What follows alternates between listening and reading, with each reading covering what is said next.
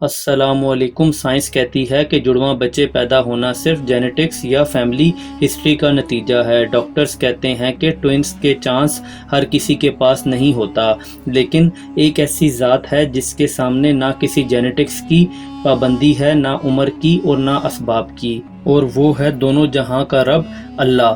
اگر آپ کے دل میں یہ چھوٹی سی مگر بہت خوبصورت تمنا ہے کہ اللہ آپ کی گود ایک نہیں بلکہ دو بچوں سے ایک ساتھ بھر دے، تو آج ہم بالکل پریکٹیکل اور روحانی حوالے سے بات کریں گے۔ سوال یہ ہے کہ کیا اسلام میں جڑواں بچوں کی خواہش رکھنا جائز ہے، اور اس تمنا کو دعا کا روپ کیسے دیا جائے؟ سب سے پہلے اپنے دل کو ہلکا کر لیجئے۔ جڑواں بچوں کی تمنا رکھنا کوئی گناہ یا لالچ نہیں ہے، یہ فطری خواہش ہے۔ قرآن میں اللہ تعالیٰ خود فرماتا ہے، وہ جسے چاہتا ہے بیٹیاں دیتا ہے، جسے چاہتا ہے بیٹے دیتا ہے، اور جسے چاہتا ہے جوڑوں میں یعنی بیٹے اور بیٹیاں دونوں عطا فرماتا ہے۔ سورہ الشورى آیت نمبر 49 اور 50 کا مفہوم۔ اس آیت سے معلوم ہوا کہ جوڑے میں اولاد دینا خود اللہ کی عظیم صفت ہے، تو جب اللہ خود بتا رہا ہے کہ میں دیتا ہوں تو بندے کو مانگنے سے کون روک سکتا ہے؟ لیکن دعا مانگنے کے آداب ہوتے ہیں۔ جب ہم اللہ سے اسپیسیفکلی ٹوئنز مانگتے ہیں تو ہمیں یہ نہیں بھولنا چاہیے کہ اولاد رحمت بھی ہوتی ہے اور آزمائش بھی۔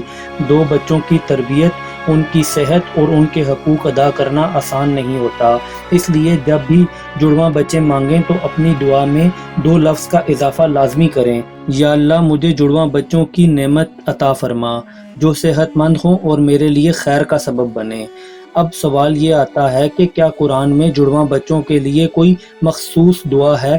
یہاں بات صاف رکھنا ضروری ہے، ایسی کوئی لائن یا اسپیسیفک وظیفہ نہیں ہے جس کے پڑھنے سے کل ہی ٹوئنز ہو جائیں۔ اسلام شارٹ کٹ پر نہیں، یقین پر چلتا ہے، لیکن قرآن کی ایک بہت پیاری، آسان اور چھوٹی سی دعا ہے جسے اللہ کے نبی حضرت زکریا علیہ السلام نے تب مانگا تھا جب سب ڈاکٹرز نے، سب اسباب اور حالات نے جواب دے دیا تھا۔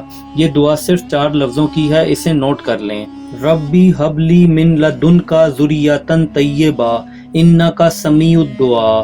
سورہ آل عمران آیت نمبر 38 سے یاد کرنا بہت آسان ہے۔ اس کا مطلب ہے، اے میرے رب مجھے اپنی طرف سے پاک اور نیک اولاد عطا فرما۔ یہ دعا صرف اولاد نہیں مانگتی بلکہ پاک، صحت مند اور مفید اولاد مانگتی ہے۔ ٹوئنز کی دعا کرتے وقت اس آیت کو کثرت سے پڑھا کریں۔ جب وقت ملے، اٹھتے بیٹھتے، وضو یا بے وضو اس کا ورد جاری رکھیں۔ اس کے ساتھ ایک چھوٹا سا عمل اور ہے جو دل کو سکون دیتا ہے۔ روزانہ فجر اور مغرب کے بعد اپنے پیٹ پر ہاتھ رکھ کر یا خالق یا باری یا مصور 11 مرتبہ پڑھ کر دعا مانگیں۔ یہ اللہ کے وہ نام ہیں جو تخلیق سے جڑے ہیں۔ جب بندہ ان ناموں کا وسیلہ دے کر دعا کرتا ہے تو اللہ کی رحمت جوش مارتی ہے۔ آخر میں ایک پریکٹیکل گزارش: صرف دعا پر بیٹھ جانا اور اسباب اختیار نہ کرنا اسلام کا طریقہ نہیں۔ اگر آپ ٹوئنز کے لیے کوشش کر رہے ہیں تو healthy diet, stress free life اور میڈیکل کنسلٹیشن کو توکل کے خلاف مت سمجھیں۔ دعا اپنا کام کرے گی اور دوا اپنا۔